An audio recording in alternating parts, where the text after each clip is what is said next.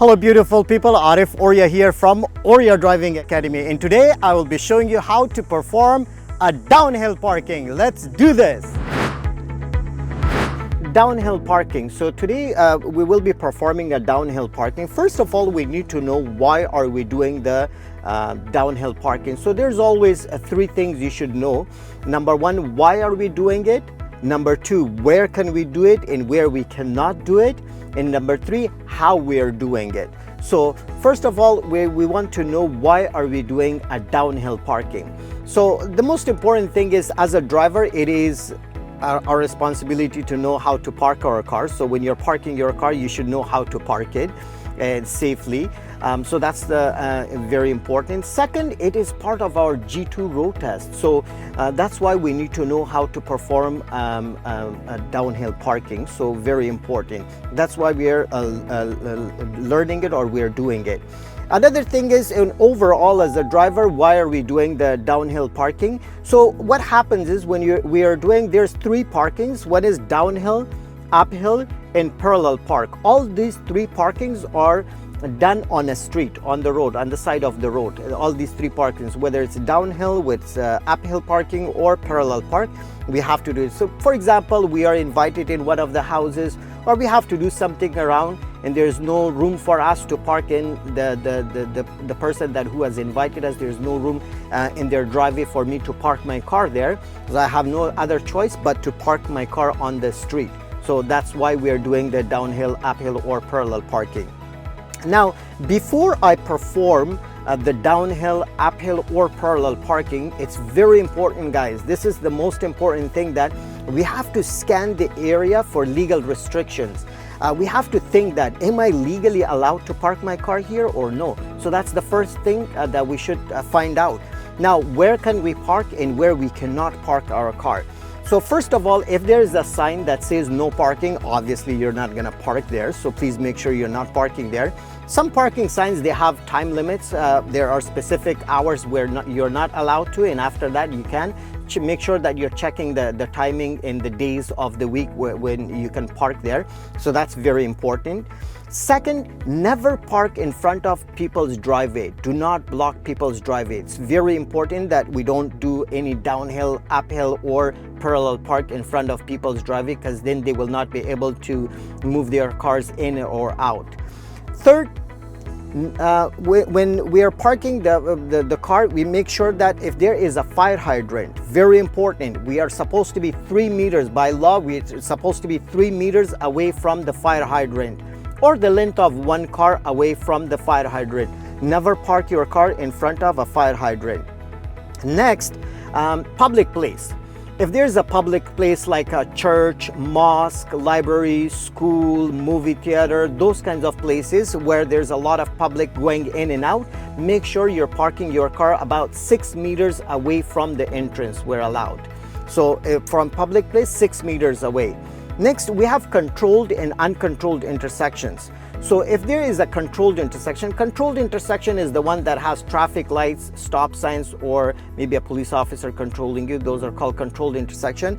An uncontrolled intersection is the one that does not have a stop sign or traffic lights. Whenever we are parking on the street where there is uncontrolled intersection close to us, make sure we are parking about 9 meters away from the intersection. So whether it's downhill parking, uphill parking, or parallel parking, we're supposed to be 9 meters away from the intersection.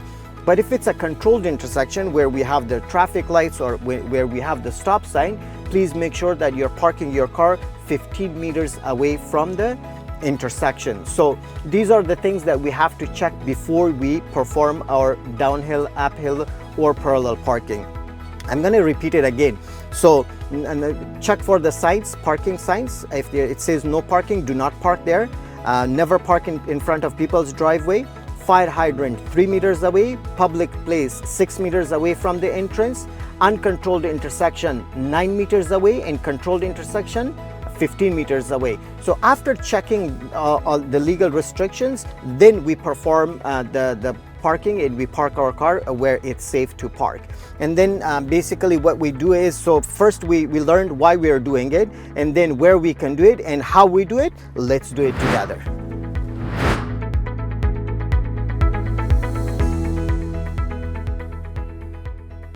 For downhill parking, about 3 houses or 5 seconds before you perform the downhill parking, you will have to check your rear view mirror, signal to the right, and check the blind spot. So always please make sure that you're checking your rear view mirror first to make sure there's the cars behind us are in a safe distance, that we check their speed and make sure everything is good. Then we signal to the right, we check our blind spot to the right, then you look ahead, and then you pull over closer to a curb, and you will have to be about 1 foot away from the curb.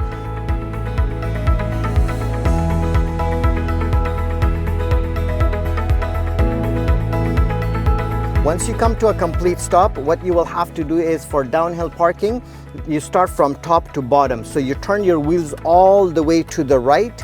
So you turn your wheels all the way to the right, and once you turn your wheels all the way to the right, remove your foot slightly from the brake. Let the front wheel, the right front wheel, touch the curb. Slowly touch the curb, not in a like, do not take your foot off completely, because what's gonna happen is that you may go over the curb. So nice and slowly remove and touch the curb. Once the front wheel, the right front wheel touches the curb, then you stop. Obviously the car is gonna stop. Then you park your car and you pull your parking brake. So that is a downhill parking for you guys. If you ever get confused between downhill and uphill, so the easy tip for you guys is, for downhill, if you don't know what side to turn the wheels to, so DR. So how do we write doctor in English short form? So we write it as DR, downhill to the right. So if you ever forget this, just remember doctor. So doctor will treat you for the downhill parking. So DR, downhill to the right. So we turn our wheels to the right for downhill. So there are 4 of these. There is downhill with curb, downhill without curb, uphill with curb, and uphill without curb. So for downhill with or without curb, we turn our wheels completely to the right. But uphill, if it has a curb, we turn our wheels to the left. If it doesn't have a curb, then we turn our wheels to the right again. So basically, there are 4 parkings, downhill and uphill, 4 of them, 2 each, downhill with or without curb, uphill with or without curb. So all 3, downhill with or without curb and uphill without curb, we turn our wheels to the right. But for uphill with curb, we turn our wheels to the left. So you do this, and then your parking is complete. Then the examiner will tell you can proceed when it's safe. Now, to end a downhill parking, you start from bottom up. So the beginning was from top to bottom. We turned the wheels first, then we parked the car, and we pulled our parking brake. Now, when you're ending it, so first of all, you have to put down your parking brake.